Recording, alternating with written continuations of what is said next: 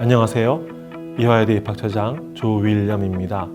고교 학점제란 고등학생들이 기초 소양과 기본 학력을 바탕으로 진로 적성에 따라 과목을 선택하고 이수 기준에 도달한 과목에 대해 학점을 취득 누적하여 졸업하는 제도입니다.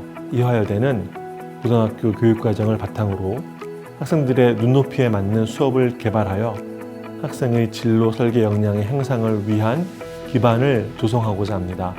서울특별시 서부교육지원청과 연계하여 진행한 이번 고교학점제 의학학 계열 진로 체험 프로그램은 고등학교 교육 현장에서 접하기 어려운 의학학 계열 전공에 대한 실질적인 학습과 진로활동 탐색의 모델을 제공하여 강의를 수강한 학생들의 만족도는 매우 높았습니다.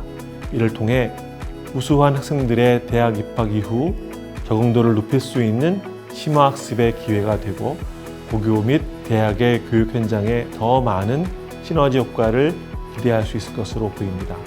앞으로도 저희 이화여대 입학처는 고교교육 정상화에 기여하고 고교학점제 제도의 성공적인 안착을 지원하기 위해 고교, 교육청, 대학 연계를 통한 다양한 프로그램을 지속적으로 운영하고 관심 있는 고등학생들에게 수준 높고 유익한 강의를 제공할 예정입니다. 감사합니다.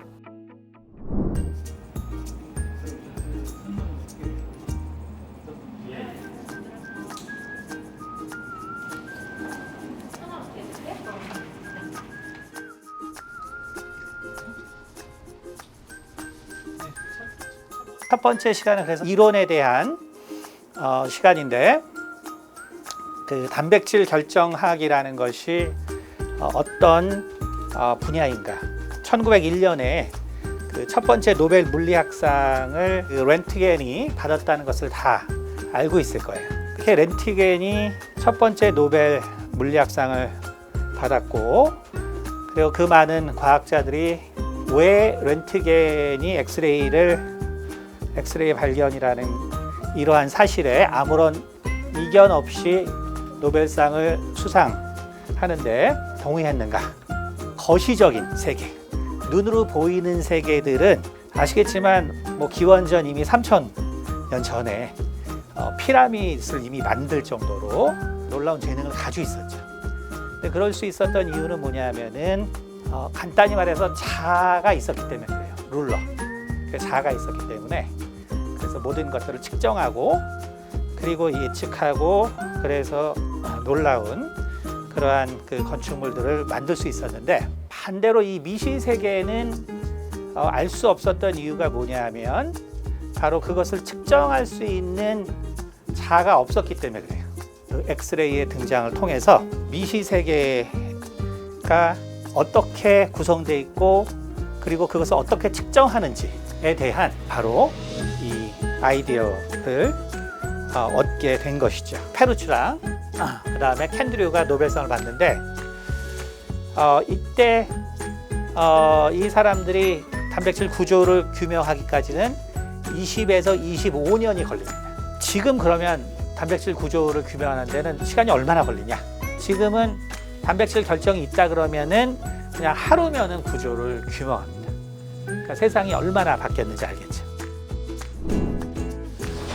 네, 제가 잠깐 설명드릴게요. 여기 이제 플레이트에 보면 이렇게 동그랗게 돼 있죠.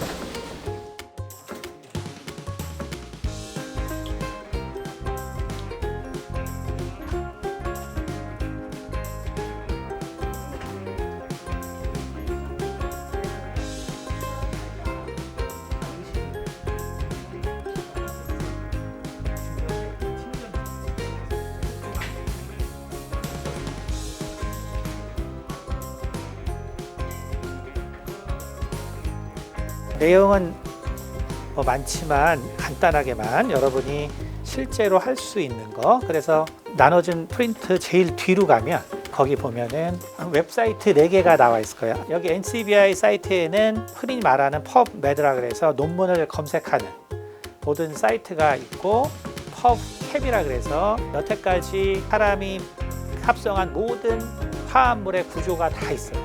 약으로 쓰는 거다, 임상 몇 상까지 있다, 혹은 어느 회사에서 판다, 이렇게 해서 실은 거의 한 3천, 4천만 가지의 케미칼이 다 들어있어요.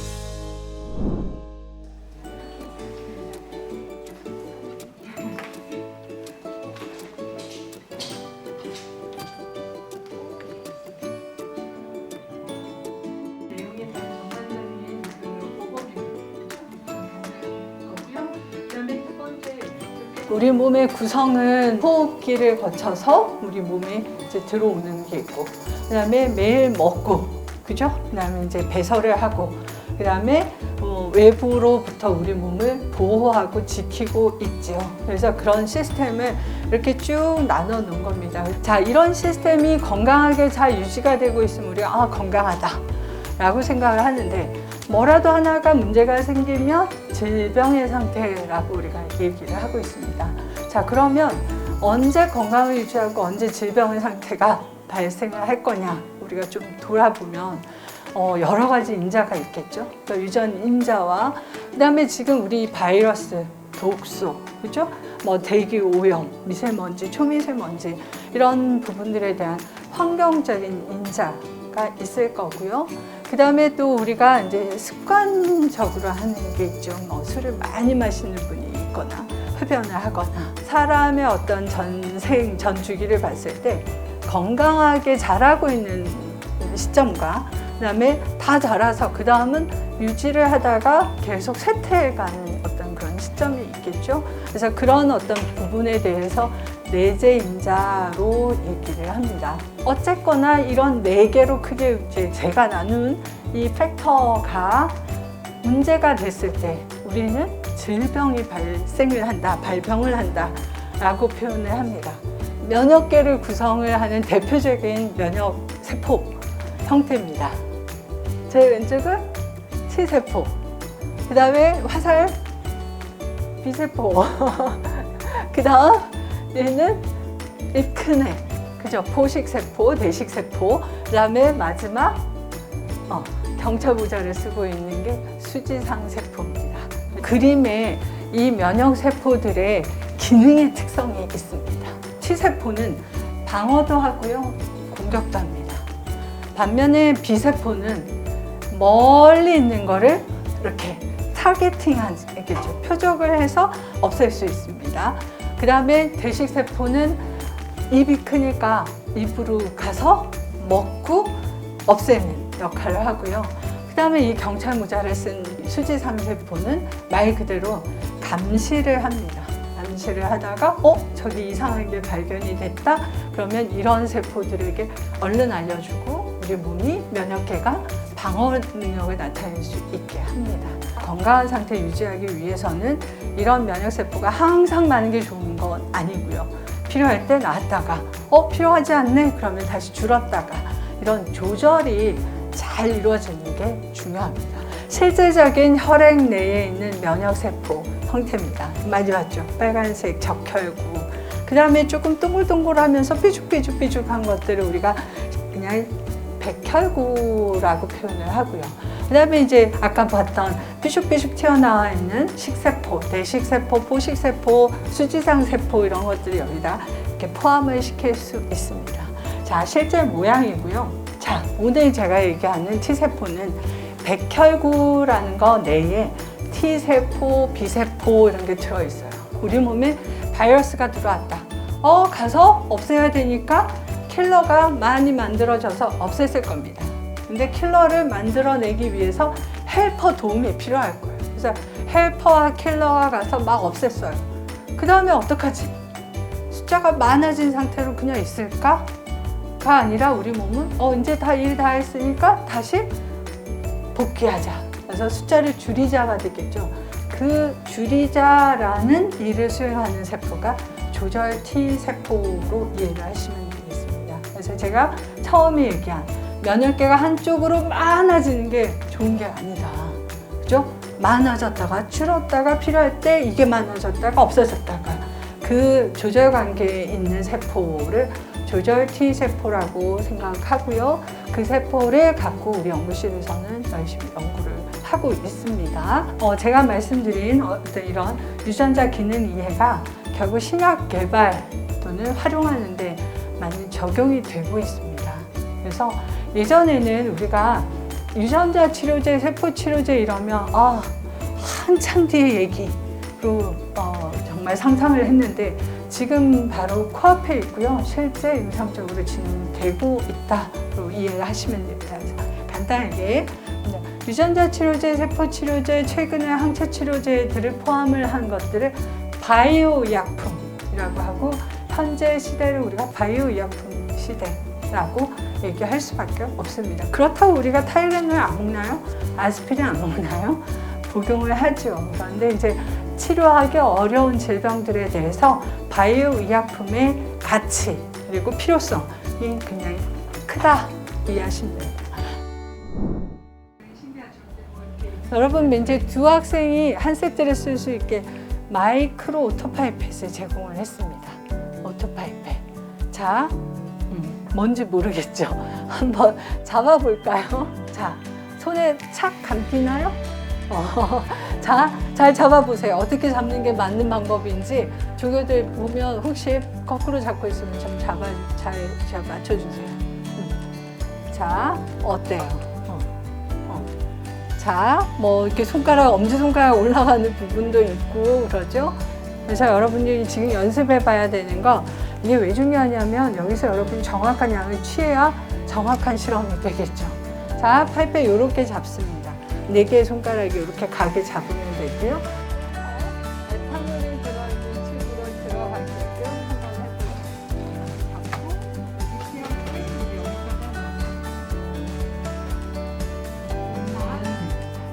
그러면 현재 에탄올 들어갈 때 오늘 수업할 내용은 약사의 직능 체험하기라는 수업이고요. 약대에 오시게 되면은 어떤 교과목들을 배우는지, 그리고 약대를 졸업하고 난 다음에는 어떤 분야로 여러분들이 진출할 수 있는지에 대한 대략적인 내용을 오늘 저와 함께 얘기하도록 하겠습니다.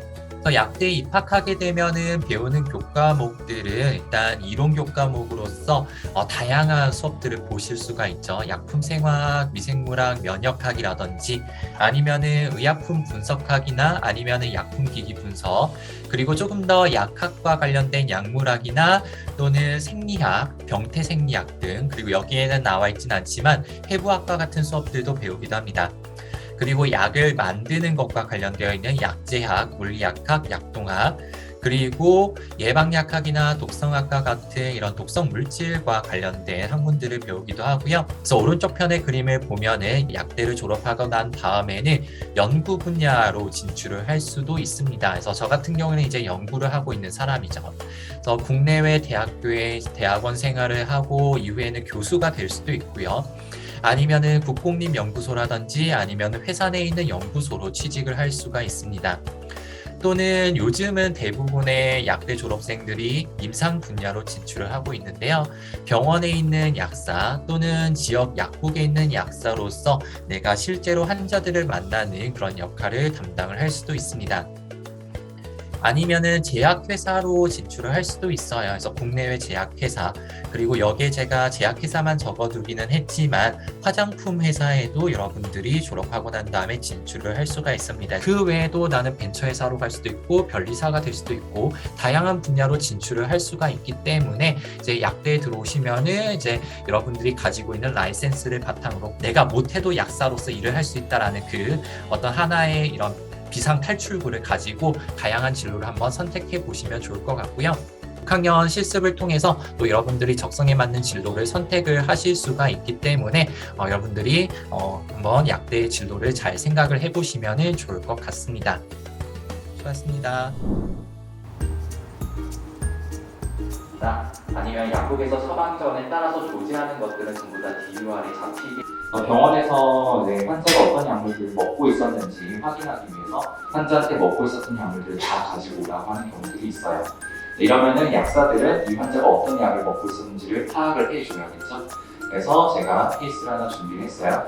75세 환자가 집에 있는 약을 가져와서 어디가 아플 때 복용하는 약인지 물어봐요.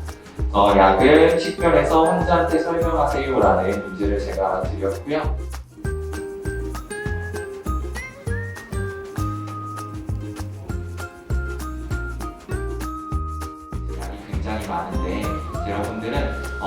약대에 들어오게 되면 다양한 종류의 약물 데이터베이스를 배우게 돼요. 컴퓨터만 너무 믿지 말고 사실 약사들이 여기다가 추가적으로 공부를 열심히 해가지고 컴퓨터에는 걸러지지 않는 어떤 다른 약물 문제들도 찾아낼 수 있어야 해요. 이거 너무 작다 싶으면 구멍이 뚫려 있는데 이 구멍을 통해서 약을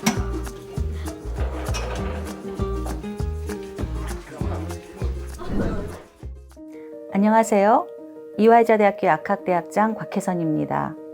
저희 약학대학은 그동안 약 만여 명의 졸업생을 배출한 역사와 규모를 자랑한 학교로서 약학 인재 전문성 강화 교육과 다학제 간 융합 역량 강화를 통한 국민보건 의료 환경 증진 및 글로벌 바이오 헬스 산업 성장에 기여하고자 하는 미션을 가지고 기존의 약학대학 교육을 넘어선 새로운 패러다임의 고등교육 필요성을 인식하여 지난 2022년 국내에서 유일하게 인문계 학생들을 선발하는 미래산업약학 전공을 신설하였습니다. 이를 통해 의약품의 기초지식과 개발기술을 연마한 우수약학 인재 양성은 물론 환자 중심 가치를 최우선으로 하는 약사, 그리고 사회적 책임감과 윤리의식을 갖추고 지속적으로 자기개발을 실천하는 리더를 양성하기 위해 꾸준히 노력하겠습니다. 저희 약학대학의 고교학점제 프로그램은 고등학생들의 진로 방향 탐색 및 심화학습의 기회를 제공하고자 고교 생명과학 교육과정의 생명현상에 대한 심화 이해를 돕고 첨단 제약 바이오 분야에 대한 비전을 제시하는 것은 물론 신약 개발에 대한 과학적 흥미와 관심을 고양시키기 위해 마련되었습니다. 고등학생 수준에 맞춰 새롭게 과정을 개설하여 비전문 분야 학생들의 이해도를 높이기 위해 구성한 학습 내용을 강의해 주셨으며 시약 및 실험 기구 등의 지원을 통해 고등학교 교육 환경에서 제한적인 실험 기법과 연구 과정을 직접 체험해 볼 수 있는 기회를 제공하였습니다. 또한 통합 6년제로 개편된 약학대학 진학을 희망하는 학생들에게 관련 진로를 희망하는 학생들이 어떤 역량을 키워야 하는지 이해시키기 위해 흥미 있으면서도 전문적인 내용의 전공 과정을 다양하게 개설하고자 노력하였습니다. 감사합니다. 네, 약간 진로 분야도 백학과 관련된 분야였고 평소에도 이제 신약 개발에 관해서 좀 관심을 가지고 있기 때문에 의약품에 실제로 쓰이는 단백질 결정을 직접 추출해내는 단백질 결정학에 관해서 배우게 돼서 굉장히 인상 깊었고요. 앞으로도 단백질 결정학과 관련된 실험에 또 참여해보고 싶습니다. 이런 전문 분야의 지식 같은 경우는 인터넷에서도 찾기가 굉장히 힘들고 평소에 접근하기 좀 힘들다는 좀 어려운 점이 있었는데 오늘 교수님 만나서 이제 수업도 듣고 직접 실험을 해보면서 평소에 잘 몰랐던 개념도 잘 이해하게 됐고 실험을 직접 해보면서 단백질 결정도 직접 만들어서 굉장히 뿌듯하고 좀 유익했던 것 같습니다. 생명을 배우면서 굉장히 흥미를 느끼기도 했었고 평소에 진로를 생각해 볼 때 약간 바이오 쪽과 약학 둘 중에서 굉장히 진로를 고민을 했었는데 진로에 한 걸음 더 내디딜 수 있을까 생각하고 이런 프로그램에 신청하게 되었습니다. 이렇게 직접 약을 조제해 볼 줄은 몰랐는데 이렇게 직접 약봉투를 봉합해보고 여러 가지 활동을 하면서 되게 재밌었다고도 생각했고 그 약국에 가면은 가끔 탕 소리가 났었는데 그 소리가 굉장히 무엇인지 궁금했었는데 이번 수업을 들으면서 이제 약봉투를 봉합할 때 나는 소리인 것을 알게 되어 굉장히 유익했던 시간인 것 같습니다. 동아리가 생명 쪽이라서 진행하고 싶었던 동물 관련 실험이 있었는데 되게 절차도 복잡하고 또 되게 많은 과정을 거쳐야 돼갖고 좀 포기했던 실험이 있었거든요. 근데 여기 와서 체험을 해보니까 되게 그때 못했던 아쉬움이 좀 충족이 된 것 같고 일단 실험실에서 했던 활동들이 다 되게 인상적이기도 했고 일단 유전체를 생명과학원에서 다뤘었는데 유전자와 관련해서 DNA랑 염색사를 실제로 추출해서 보는 게 되게 인상적인 경험이었던 것 같아요.